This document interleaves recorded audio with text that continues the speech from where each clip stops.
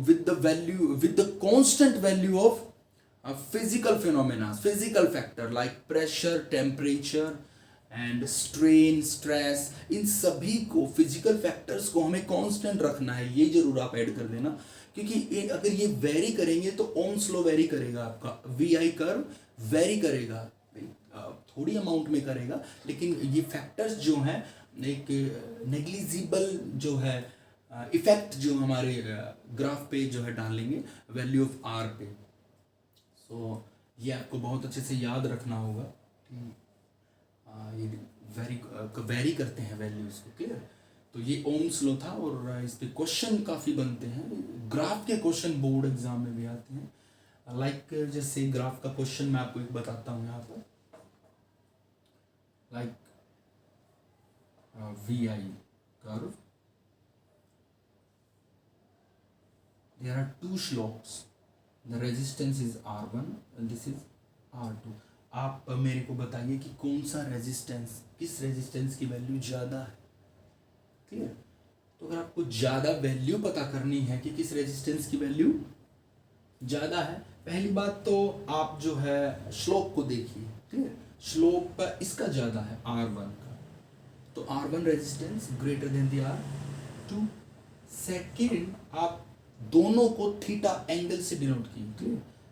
इसको थीटा 2 दिए और इसको दे आप थीटा 1, तो अब थीटा किसका बड़ा है, एंगल किसका बड़ा है, R1 का। तो इससे भी हमें स्लोप का आइडिया हो रहा है कि R1 है ग्रेटर वैल्यू देन R2। तो कुछ इस तरीके से भी जो है क्वेश्चन आते हैं यहाँ पर। लेकिन अगर वी आई ग्राफ को मैं वैल्यूज को मैं इंटरचेंज करता हूँ, यहाँ पर आई हो जाए और यहाँ पर v हो जाए, तो यहाँ प्रॉब्लम क्रिएट होगी। तो आंसर हमारा रेसिप्रोकल के हिसाब से रिवर्स हो जाएगा, आंसर हमारा रिवर्स हो जाएगा। इस केस में R2 जो है बड़ा हो जाएगा R1 से, क्लियर। R2 की वैल्यू ज़्यादा हो जाएगी R1 से, दोनों ही केस के हिसाब से, क्लियर। तो ये हमारा ओम्स लॉ था। नोट्स आपको पीडीएफ में मिल जाएंगे, केवल आप समझिए यहाँ से। कोई भी प्रॉब्लम हो तो मेरे को ज़रूर बताइए कमेंट में। ये नेक्स्ट है हमारा factor on which resistance of a conductor depend. ये है फैक्टर, वो फैक्टर्स जिससे हमारा जो रेजिस्टेंस है कंडक्टर का वो चेंज होता है, डिपेंड करता है उन फैक्टर्स पे। इम्पोर्टेंट क्वेश्चन है। So resistance is depend on first 1 upon L. L. Resistance is directly proportional to the length of the conductor. Clear? Means क्या? अगर length को आप बढ़ा रहे हो तो resistance भी बढ़ेगा। कैसे बढ़ेगा? How? For example, this is a conductor having length L. And अगर हम इसकी length को बढ़ा दें, डबल कर दें L, तो ये हो जाएगी 2L। तो करंट इससे कितना फ्लो कर रहा था I, यहाँ से भी तो यहाँ से यहाँ पूरे में I था, करंट I था, तो हाफ अगर मैं करता हूँ, क्लियर, तो I/2 हो जाएगा, I/2 हो जाएगा करंट, क्लियर। तो करंट की वैल्यू हाफ हो रही है अगर मैं बढ़ा रहा हूँ लेंथ, क्लियर। तो V = RI, ये हमें पता है। देन और हम R निकाल रहे हैं, तो V/I, तो I की वैल्यू डिवाइड हो रही है, तो I/2, क्लियर, I/2, और VI क्या बन रहा है, R, क्लियर। तो 2R, ये 2 ऊपर जाएगा और ये बनाएगा R = R। तो इससे हमें पता चल रहा है कि हमारे कंडक्टर का रेजिस्टेंस डबल हो रहा है, ट्वाइस, अगर हम लेंथ को ट्वाइस कर रहे हैं अपने कंडक्टर की लेंथ को, क्लियर। तो इससे हमें क्लियर हो रहा है कि रेजिस्टेंस डायरेक्टली प्रोपोर्शनल है लेंथ के। दूसरा फैक्टर आता है cross sectional area. Resistance is inversely proportional to the cross sectional area, clear. Means आप देखिए कि घरों में पतली वायर होती है और मोटी, जैसे पतली वायर थिन वायर होती है, आप उसको टच करेंगे तो आपको लगेगा कि करंट कम लगेगा इससे। और जैसे एसी है हमारे घरों में, मोटर है, जनरेटर है, उनकी जो वायर है वो थोड़ी थिक होती है, तो हमें पता है मेंटली कि इससे करंट ज़्यादा लगेगा। तो वो क्या फैक्टर है, वो depend on the cross sectional area. Means अगर मैं क्रॉस सेक्शनल एरिया को हाफ कर दूँ, मीन्स अगर मैं क्रॉस सेक्शनल एरिया को हाफ कर देता हूँ तो ये पूरा एरिया ए था तो हाफ करने से A/2 हुआ, ये भी A/2 हो गया। क्लियर? तो इसी सेम प्रोसेस से हम करेंगे। V = R, I था हमारा, तो V/I = R, यहाँ तक हमें पता है। क्लियर? लेकिन आप ये देखिए कि यहाँ पर भी करंट क्या होगा, यहाँ पर भी करंट हमारा /2।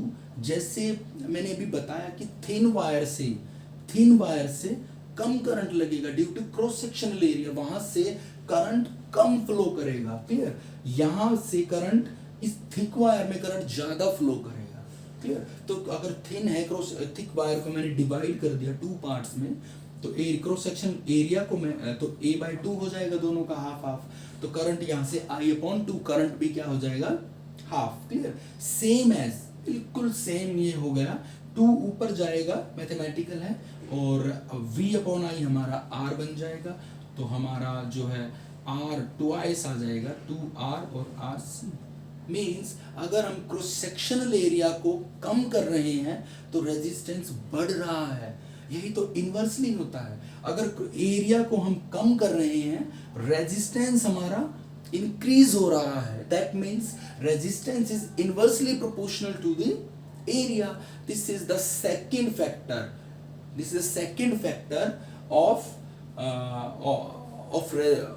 of our resistance. Clear? Which change the value of resistance. ये सेकंड फैक्टर है। लेंथ का हमने पढ़ लिया, डायरेक्टली प्रोपोर्शनल है, इंक्रीज होगा बिल्कुल प्रोपोर्शनल रेशो से, और एरिया की इन्वर्सली है, इनका इन्वर्सली रिलेशन होगा। थर्ड टेम्परेचर है, टेम्परेचर अगर बढ़ेगा, टेम्परेचर अगर इंक्रीज होगा, if we increase the temperature of our conductor, then automatically the resistance also increases. Means resistance, what is resistance? Who provide resistance? क्या है resistance? Basically क्या है कि let's say this is a conductor, clear? और यहाँ से जो electrons हैं वो फ्लो करते हैं जब, क्लियर? तो इलेक्ट्रॉन्स फ्लो करते वक्त अगर हम टेम्परेचर बढ़ाते हैं, और एक मेटल है तो बहुत ज़्यादा टेम्परेचर करने से क्या होगा कि जो इलेक्ट्रॉन्स हैं, चार्ज पार्टिकल्स हैं, उनमें वाइब्रेशन बहुत फास्ट हो जाएगी, फास्टली मूव करेंगे इलेक्ट्रॉन, चार्ज कैरियर। तो जो जितना वो फास्ट मूव करते जाएंगे उतने ही हेड ऑन कोलिजन इलेक्ट्रॉन्स का बढ़ता जाएगा। क्लियर? वो एटम से टकरा रहे हैं, इलेक्ट्रॉन से टकरा रहे हैं, चार्ज पार्टिकल से टकरा रहे हैं, तो बेसिकली क्या होगा इससे कि टाइम बढ़ जाएगा। यहाँ से इलेक्ट्रॉन को यहाँ तक जाने का टाइम इंक्रीज हो जाएगा। क्लियर? टाइम इंक्रीज हो जाएगा। तो बेसिकली फॉर्मूला करंट का क्या था, Q/T। अगर टाइम इंक्रीज हो जाएगा तो automatically current will be reduce. If current will be reduce, it means what? Resistance is increase. Clear? अगर करंट बढ़ेगा तो रेजिस्टेंस हमारा बढ़ जाएगा, बिकॉज रेजिस्टेंस और करंट इनवर्सली है। आप समझिए, टेम्परेचर ज्यादा है, टेम्परेचर ज्यादा, अगर किसी जगह कोई एक घर है, उसमें फंक्शन है, काफ़ी सारे जो वहाँ पर मेंबर्स आए हुए हैं, तो जैसे ही वहाँ अगर मान लिया कोई फायर, आग लग जाए, तो सभी एकदम से दौड़ते हैं। क्लियर? तो जाने का टाइम, सिंगल आदमी अगर वहाँ से गुजरे डोर से तो इजीली निकल जाएगा, बट वहाँ टाइम ज़्यादा लग रहा है। Why? Due to this crowded area. Clear? Due to the collision of to each other. Clear? तो वहाँ से जाने का टाइम इंक्रीज हो रहा है। तो यहाँ भी ऐसा ही है, इलेक्ट्रॉन का यहाँ से यहाँ जाने का टाइम बढ़ रहा है, टाइम पीरियड। तो टाइम बढ़ेगा तो current will be reduce. If current will be reduce, then automatically resistance will be increase. So this is the second factor. If we increase the amount of current, then automatically the amount of resistance also increases. This is the third factor. This is the third factor. And last, fourth factor is the resistivity. Clear? The material from which the conductor is made. Clear? For which the conductor is made. We all know R is directly to L upon A. Means अभी हमने just पढ़ा है कि R directly होता है L के और inversely होता है एरिया के. ठीक है. तो जब डायरेक्टली को हम यहाँ से रिमूव करेंगे तो कौन सा साइन, एक हमें कांस्टेंट लेके आना पड़ेगा. That constant is called rho, and that rho is called resistivity. That rho is called resistivity. Clear. And resistivity, so अगर हम रेजिस्टिविटी को निकालेंगे then R and A multiply में आ जाएगा और L डिवाइड में आ जाएगा. तो ये होगा रेजिस्टिविटी का formula. Clear.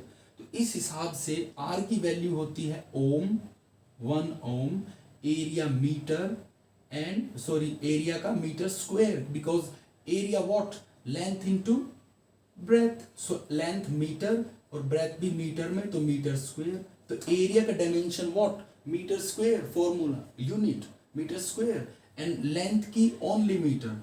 Then cancel out, क्या बचा, ओम मीटर. सो रो की यूनिट ओम मीटर और रेजिस्टेंस की यूनिट सिर्फ ओम, ओनली ओम. क्लियर हो रहा है. One more point, resistance is the property of substance और कंडक्टर. रेजिस्टेंस एक कंडक्टर की प्रॉपर्टी होती है, but resistivity is the property of a material. Means iron और कॉपर दोनों की सेम अमाउंट ऑफ रेजिस्टेंस नहीं होती. क्लियर. व्हाई रेजिस्टिविटी नहीं होती? व्हाई? बिकॉज आयरन एक अलग मटेरियल है, अलग मटेरियल से बना है ये सब्सटेंस, और ये कॉपर का जो सब्सटेंस है वो एक अलग मटेरियल से बना है. Clear. So resistivity is the property of material from which the conductor is formed, and resistance is the property of the conductor simply. Clear. ये बहुत जरूरी है आपको याद रखना कि रेजिस्टेंस एक सब्सटेंस की प्रॉपर्टी है और जो रेजिस्टिविटी है वो मटेरियल की प्रॉपर्टी है. क्लियर. तो नेक्स्ट है resistance of a system of resistors. Means there are resistors. So ये what is the meaning of the what is the sense of this? क्या सेंस हमें ये रेजिस्टर्स यहाँ से दे रहा है? System of resistors means many resistance. System of resistors की बात है. It means there are so many resistance other than one register, 2 register, 3, 4 nth register. मीन्स सिस्टम उनको कनेक्ट करना. सो रेजिस्टेंस ऑफ, तो उनका सिस्टम का रेजिस्टेंस कितना आएगा टोटल जब हम बहुत सारे रेजिस्टर्स को एक कॉम्बिनेशन में जो है कनेक्ट करते हैं. For example this is the R1, this is R2, this is R3, this is the R1, R2 and R3. This is a combination of resistors. This is called the combination of resistors. Clear? तो इस basically इस topic में है क्या, हम पढ़ेंगे resistors in series and parallel. एक बार हम रेजिस्टर्स को सीरीज में यूज करेंगे और एक बार हम रेजिस्टर्स को पैरेलल में यूज करेंगे, और एक सिस्टम बनेगा उससे. उस सिस्टम का हमें रेजिस्टेंस निकालना है. ये जो है टॉपिक हमें सेंस दे रहा है यहाँ पर. सो पहले हम सीरीज का करते हैं. क्लियर. सीरीज में कैसे कनेक्ट होगा रेजिस्टेंस, ध्यान से इस टॉपिक को देखना है सभी को. बहुत इंपॉर्टेंट टॉपिक है. न्यूमेरिकल तो बहुत ज़्यादा जो है यहाँ से एग्जाम में आते हैं.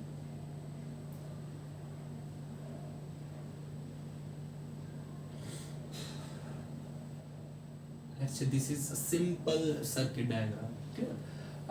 This is the resistor R1, this is resistor R2, and this is resistor R3. Okay? 3 resistors all are connected one to one head on. Clear? ये एक दूसरे से इनके एंड्स जो है कनेक्ट है। सो करंट यहाँ से फ्लो करेगा, कोई भी ब्रांच नहीं बन रही है, सीधा करंट, जितना करंट आई, जितना यहाँ से जो है डिपार्ट हुआ है उतना ही वापस आएगा। तो करंट आई है, हर एक रेजिस्टर से करंट आई ही फ्लो करेगा। वाई? अभी मैंने आपको बताया कि कोई ब्रांच नहीं है जहाँ करंट डिवाइड होगा यहाँ से। क्लियर? तो सभी में करंट I1 है। Let's say this point, this is called V1, this is V2 and here to here V3। Means R1 में कितना पोटेंशियल है? V1, R2 में V2, R3 में V3। मींस सीरीज के केस में क्या है बेसिकली याद रखने का कि करंट कांस्टेंट होता है, current will be constant in series and V will be different for different resistors. हर डिफरेंट रेजिस्टर्स का डिफरेंट वोल्ट यहाँ पोटेंशियल होता है, वोल्टेज होती है। क्लियर? तो ये सीरीज जो है, सीरीज का कॉम्बिनेशन होता है। स्टार्ट करते हैं यहाँ से। So let's say V1 is the potential of R1, V2 is the potential of R2, V3 is the potential of R3। आप बिल्कुल ध्यान से यहाँ पर देखें। क्लियर? ये पोटेंशियल हो गए। सो करंट यहाँ कांस्टेंट है, डजंट मैटर, करंट पूरे सर्किट में सेम है। क्लियर? तो देखना अब हम यहाँ क्या करेंगे, V1 की वैल्यू क्या होगी, V1 की कोई बताए, V1 की वैल्यू क्या होगी according to Ohm's law. Ohm's law हमें क्या दे रहा है? सबसे पहले जब ये क्वेश्चन आया हमें ओम्स लॉ को लिखना है ऊपर। ओम्स लॉ क्या दे रहा है? V is equal to I R। Clear? और यहाँ से R की वैल्यू क्या देगा? V upon I। तो V is equal to I R। तो V1 की वैल्यू क्या होगी? V1 किसके लिए है? R1 के लिए। तो V1 की वैल्यू क्या होगी? I कांस्टेंट है तो R1। क्लियर? V2 की वैल्यू I R2 और V3 की वैल्यू I R3। ये आप समझ रहे हैं। This is equation number 1। Clear? Simple बिल्कुल। V1 R1 का कितना पोटेंशियल? V1, R2 का V2, R3 का V3। Clear? According to Ohm's law we know V is equal to IR। तो V1 अगर हम निकालेंगे तो R1 के रेस्पेक्ट में, V2 R2 के, V3 R3 के रेस्पेक्ट में, I कॉमन, जो I जो है कांस्टेंट होगा तो I की वैल्यू I ही रहेगी। क्लियर? अब हम इनको ऐड करते हैं। अगर हम इनको ऐड करते हैं, लेट्स से, बिल्कुल ध्यान से देखो आप, V1 V2 V3 मींस इसको हम क्या देते हैं वैल्यू? V। एक पूरी वैल्यू है ये V। Clear? V is equal to I and R1 plus R2 plus R3। समझो, एक स्टेप मैंने फर्दर कर दिया, यहाँ पर एक स्किप किया है, इजी स्टेप बिल्कुल। I को हमने कॉमन लिया है, I R1 I R2 I R3, take I common, then what क्या बचा यहाँ पर? R1 R2 R3। Clear? And put the value of V here according to Ohm's law। What? I R is equal to I R1 plus R2 plus R3। Clear? Then I से यहाँ पर I cancel out हो जाएगा और RS हमारा आ जाएगा R1 plus R2 plus R3। This is the resistance in series. RS is equal to R1 plus R2 plus R3 series का resistance. जैसे आपने शादी मैरिजेस में देखा होगा, बल्ब जो है एक स्ट्रेट वायर में जो है कनेक्ट होते हैं, वो सीरीज में होते हैं। मींस उनका केवल आप समझ रहे हैं, वो एक सीरीज में ही कनेक्ट होते हैं। सेम एज हियर, रेजिस्टेंस जो है यहाँ पर, जो ये हमारा रिजल्टेंट रेजिस्टेंस होगा RS, ये क्या होगा? इसको इक्विवेलेंट रेजिस्टेंस भी बोलते हैं। Basically the value of this RS is greater than the any greater value of this combination. इस कॉम्बिनेशन में रेजिस्टेंस की जो भी सबसे हाईएस्ट वैल्यू होगी, उससे भी बड़ी ये RS की वैल्यू होगी, ऑब्वियसली होगी, बिकॉज ये सम है, सभी रेजिस्टेंसेस का सम है, दैट्स व्हाई। क्लियर? तो आप बिल्कुल ये इजी, इसमें कुछ करना ही नहीं, क्लास में काफी बातें हुई, टिपिकल है, कुछ भी टिपिकल नहीं, केवल आपको एक ओम्स लॉ का पता होना चाहिए, V is equal to I R, उससे पूरा ही हमने सीरीज कॉम्बिनेशन अपना कर दिया है। अब हर चीज मिलेगी आपको, इसके न्यूमेरिकल भी मिलेंगे, प्रॉब्लम्स, बहुत प्रॉब्लम्स सॉल्व मिलेगी, अनसॉल्व मिलेगी, आप प्रैक्टिस के लिए आपको मिलेगा, सब कुछ मिलेगा वहाँ PDF में। तो आप इस चीज़ की बिल्कुल चिंता न करें, समझें, उसको नोट करें बिल्कुल, ठीक है, नोट भी ना करें, वो भी PDF मिलेगी, केवल आपको क्या करना है, समझना है ये टॉपिक, क्लियर। नेक्स्ट हम पैरेलल का केस करते हैं, resistors in parallel, clear. See this figure, circuit, this is R1, this is R2, this is R3, clear। let's say this point A, this point B, तो हमें A से B का जो है इक्विवेलेंट रेजिस्टेंस यहाँ पे निकालना है, कितना यहाँ पर रेजिस्टेंस होगा। तो पोटेंशियल जो है पैरेलल के केस में इक्वल होता है, लेकिन current will B divided, but current will B, battery है, करंट सॉरी सेल है, current will B divided, current I, clear. तो जब ये आई इस नोड पे पहुंचेगा तो यहाँ से ये ब्रेक होगा, इसके 3 रास्ते निकलेंगे, this and this. So current I1, this I2, this I3, R1 में करंट I1 गया, R2 में I2 गया और R3 में I3 गया, बट वोल्टेज यहाँ कांस्टेंट रहेगा, यही डिफरेंस है दोनों में। सीरीज में वोल्टेज डिफरेंट होता है हर रेजिस्टर का, और करंट सेम। पैरेलल में करंट यहाँ पर डिफरेंट होगा हर रेजिस्टर का, लेकिन वोल्टेज यहाँ पर सेम होगा, क्लियर। न्यूमेरिकल में ये बिल्कुल क्लियर हो जाएगा कि ऐसा क्यों होता है, कैसे ये सॉल्व होते हैं। तो अभी हम करते हैं यहाँ पर, let's say we all know Ohm's law, V is equal to I R, clear. तो I1 की वैल्यू यहाँ पर क्या है, I1 की वैल्यू I की वैल्यू क्या होगी यहाँ पे, V upon R. V is equal to I R था, अगर हम I की वैल्यू निकालेंगे तो R इसके नीचे जाएगा, V upon are. So V1 क्या होगा, सॉरी I1 क्या होगा, I1 क्या होगा, R, V अपॉन आर था, तो V कांस्टेंट है इस कॉम्बिनेशन में, अपॉन R1 के लिए I1 था।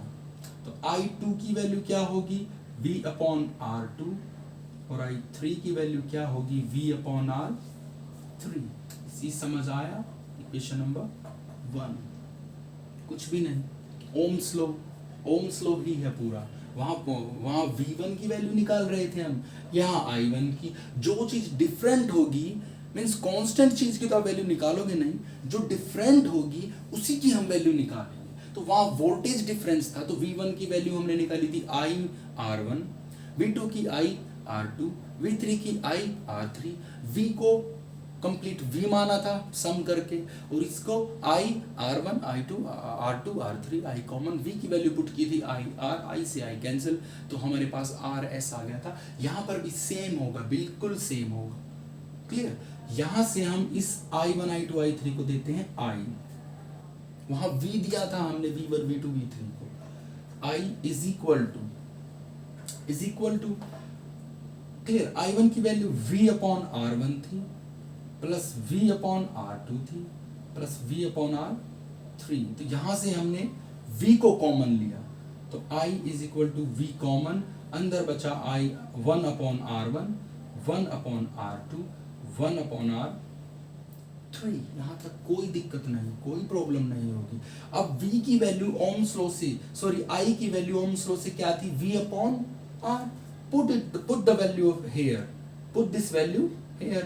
तो I की वैल्यू V अपॉन R थी, is equal to same V 1 upon R1, 1 upon R2, 1 upon R3। तो कैंसल आउट V से V, तो 1 अपॉन R की value 1 upon R1, 1 upon R2, 1 upon R3. This is the equivalent resistance in parallel combination. Clear? Equivalent resistance in parallel combination, RP. Clear, यहाँ तक ये जो है हमारा हो गया। वहाँ क्या था कि जो इक्विवेलेंट रेजिस्टेंस था आर एस सीरीज में वो हाईएस्ट था, means have the greatest value then every individual जो रजिस्टर्स थे। बट यहाँ पर जो लीस्ट रजिस्टर होगा, जो लीस्ट वैल्यू होगी, उससे लीस्ट वैल्यू जो है हमारी आरपी की होगी। क्लियर, ये रेसिप्रोकल हो रहा है, 1 में वैल्यू लीस्ट आएगी। क्लियर, इंडिविजुअल की वैल्यूज मीन्स इन तीनों में जो सबसे डाउन वैल्यू होगी 1/R1, 1/R2, 1/R3 में से जिसकी वैल्यू मिनिमम होगी, उससे भी मिनिमम वैल्यू होगी टोटल इक्विवेलेंट रेजिस्टेंस की। क्लियर, ये होता है parallel combination. Clear, series parallel अभी हमने समझे हैं इसी यूनिट में। तो एक बार बिल्कुल फास्ट हम करते हैं, काफ़ी बड़ी लेंथी वीडियो हो गई होगी शायद। सो नेक्स्ट मैं अभी शाम में शायद heating effect of electric current को आपको नेक्स्ट वीडियो में दूंगा शाम को। क्लियर, एक ही हमारा टॉपिक बचा है, रिवीजन कर